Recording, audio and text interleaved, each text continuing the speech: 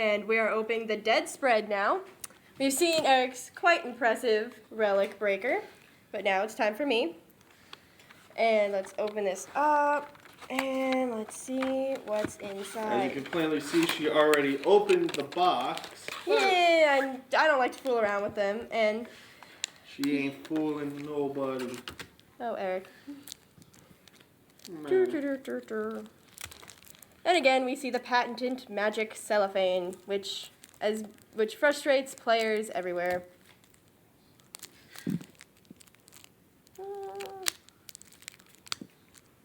Okay, now the first thing we have is a Carnifex demon. He's a creature and he's a demon. He's flying, and when Carnifex demon enters the battlefield with two -1/-1 counters, I have to pay a black mana, and I remove one of the -1/-1 counters from Carnifex demon, put a -1/-1 counter on each other creature. And that seems pretty interesting to me. And it is a flying, and he's shiny. So next, after that, we of course we have the how to plays and all this. Very interesting, I guess, if you like to read those. And we have the Contagion Engine. When Contagion Engine enters the battlefield, put a -1/-1 counter on each target creature player controls. And then we have you have to pay 4 mana, tap, and proliferate. Then proliferate again, so you get to proliferate twice. And then we have a Treason of Thought. Treason of Thought enters the battlefield with 3 charge counters on it. Tap it and pay 2 islands. Put a charge counter on Treason of Thought. Then tap it and pay 2 normal manas to remove a charge counter from Treason of Thought, and I get to draw a card. Then we have Instill Infect. Put a -1/-1 counter on target creature, draw a card. Another one, and then we have Sorcerer's Strongbox. I pay 2 mana and tap it to flip a coin. If I win the flip, sacrifice the card, and draw 3 cards. Then I have a Trigon of Corruption. Trigon of Corruption enters the battlefield with 3 charge counters on it. I pay 2 swamps, tap it, put a charge counter on it.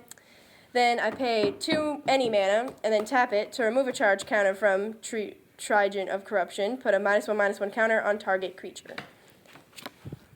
And then we have Steady Progress, which has Proliferate, and you draw a card. Then we have Necrogen Censor. Necrogen Censor enters the battlefield with 2 charge counters on it. You tap it, remove a charge counter from Necrogen Censor, player loses 2 life. You have another one. And probably my most favorite thing ever, a Doomblade. I love Doomblades because it doesn't matter if it's an artifact creature, which is, of course, the downfall of Terror. And, unfortunately, it's an M11. But, hey, October is a long way away. Then we have Throne of Geth. Sacrifice an artifact, proliferate. If I tapped. Sacrifice a creature. This is Cooling Dace. Sacrifice a creature, put a charge counter on Culling Dace. And then I pay 1, sacrifice Culling Dace, draw a card for each charge counter on Culling Dace. When Contagion Clasp enters the battlefield, put a 1/1 -1/-1 counter on target creature. Pay 4 mana, tap, proliferate. And it looks like a spider. Okay then.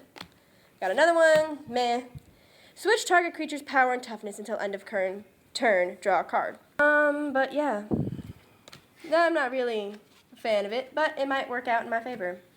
Then we have a few swamps. Swamps. And then we have a few islands. And another thing I love from the very bottom of my soul. A Harbor Serpent with Island Walk. Oh, you've been looking for one of those. I already have one. This would be my second one. Yeah. You can't attack unless there are 5 or more islands on the battlefield. And he is a 5/5 with possibility of being unblockable.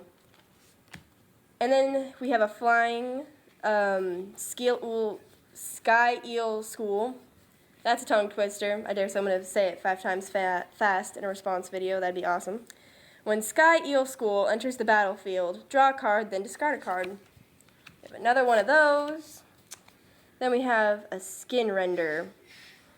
It's a zombie. And when Skin Runner enters the battlefield, put 3 -1, -1, counters on target creature. A lot of what appears to be early signs of, like, infect developing. Definitely good for EJ's main attack. Flying. When Dark Slick Drake. Flying. Very cool. Can anyone explain to me why there are no dragons in blue and there's only drakes? I'm just curious because I never understood it. I've asked several people, some of my friends, what are the difference between a dragon and a drake? And I'm asking you, the viewers, to tell me what the difference between a dragon and a drake is. My first friend I have 2 friends who consider themselves experts on dragonology. As weird as that may sound, there is a pseudoscience called dragonology. I thought it was just a children's book. I was wrong. Terribly wrong. Anyway, so if you guys actually know why there are no dragons in the blue area of mana, is it because they don't... Specifically, what's the difference between a drake Yeah, and a that dragon? too, because I don't really get it. Honestly, it just seems like a dragon for blue or a water-based dragon. But one of my friends says is that drakes can fly, but they don't breathe fire. And then another one of my friends said the difference between a drake and a dragon is one has wings, one doesn't. Which I don't get, but hey. And then he also goes on to say that dragons are actually smarter and can develop language, while drakes aren't as intelligent. And then another side of the argument is that a drake is just a younger dragon that hasn't developed yet. See, the problem with this mythology is it's very open because, spoiler alert, dragons aren't real. I just crushed someone's dream. I'm very sorry. Flying, and when Dark Slick Drake is put into the graveyard from the battlefield, I get to draw a card. And then we have I don't know how to pronounce that, but he's a Reaver, and I love the little text on this. It says the Moriok, I don't know, are fools. They try so hard to gain my favor. All I want is for them to die quickly to join the ranks of the Nim. And I'm like, I feel the same, dude. And then we have Thrumming Bird. Flying. It's whenever Thrumming Bird deals combat damage to a player. Proliferate. It looks kind of disgusting. Derp. It's a derpy looking creature. Yeah. Oh, proliferate. Okay, for those of you who don't know, proliferate is when you take anything with a counter on it by your choice, whichever thing. It doesn't have to be your creature. It could be your opponent or your opponent's creature, and just add another counter of the same kind that is already there. And that's how that works. Another Mirrodon and another Thrumming Bird. And then we have Maritime Guard. It is a 1/3 Merfolk Soldier. 2 of those. Then I have a Silver Mirror, and when I tap it, I add water to I add water to my mana pool again. And then it's a Leaden Mirror, and I add swamps to my mana pool with them. And a Fume Spitter. We have 2 of them, and if I sacrifice him, I put a -1/-1 counter on a target creature. A lot of the early stages of Infect in here, and as we can see in Besiege, as the story apparently goes on with Phyrexia, etc. We're on to this, the surprise, the booster. Hopefully I got something cool.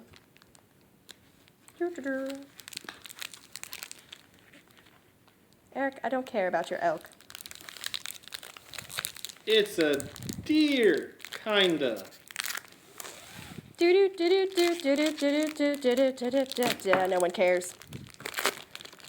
Bonds of Quicksilver. We already have a blue out. It has flash, and that means I can cast it whenever there is, whenever you could cast an instant, which is whenever, you can cast this. And I enchant a creature, and the enchanted creature does not untap during its controller's untap step, which means your creature is not untapping unless you have a naturalize, or something that destroys an enchantment. And if you don't, you may as well sacrifice the creature, because he's worthless as hell. And then I have a Gold Mirror, which adds white to the mana pool, if I tap it. Revoke Existence. Exile target artifact or enchantment. That'd be good. And then I have a Soul Pari. Prevent all damage 1 or 2 target creatures would deal this turn. Panic Spellbomb. Azuri's Archers. We've all seen this in EJ's opening, so go to that video if you want to have an explanation of those. Relic Pertrescence. Enchant Artifact. Whenever Enchanted Artifact becomes tapped, its controller gets a poison counter. Actually, mentioning the Azuri Archers, there is one thing I'd like to mention that I forgot. With these cards, if I decide to block one of my sister's Drakes or something with flying, he gains +3. +0 until end of turn. Yes. So I can easily just sacrifice him and still kill something off. Exactly. And then we have a Horizon Spell Bomb. We already seen this. And then this one is an Assault Strobe for the Reds. Its target creature gains double strike until end of turn. Definitely a useful card. Another Trigen of Corruption. A Razor Hippogriff. Harry Potter. Yeah, that just happened. Yeah, I love him. I love the little hippogriff that Hagrid has in that movie. Anyway, this white creature has flying, and when Razor Hippogriff enters the battlefield, return target artifact card from your graveyard to your hand. You gain life equal to that card's converted mana cost. And we have a foil rare on the back, which I'll explain later.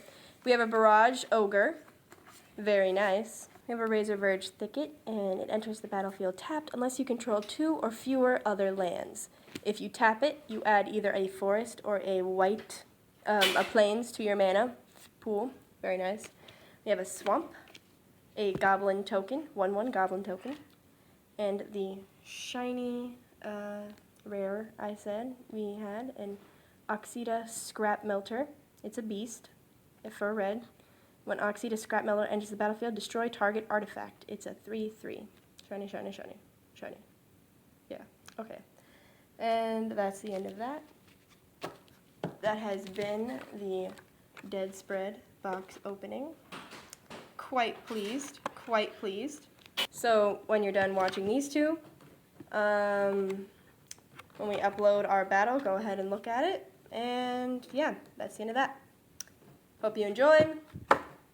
This This awesome. has been a Brutal Brenna drunken production.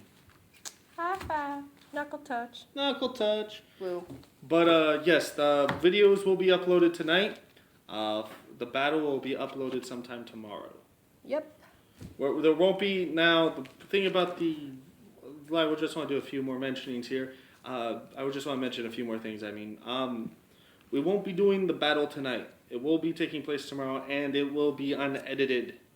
So just a fair warning out there to little kids watching or parents watching with their little kids. There might be some foul language. I know there's some foul language in this, but me and Brutal here are very competitive. So I'm just throwing out a little viewer advisory up front. Now, we are going to try and watch ourselves, and we are going to try and be as professional and sportsmanlike as possible. Right, I'll Brutal? try. Okay. Give me some air here. I will try. We'll start the battle. We'll have that filmed. I have to do some camera tricks, and I also have to figure out a way to angle the camera because, as you can see, the stand I have angles the camera downwards. I need to figure out a way to angle it straight out or somehow to get it across the table.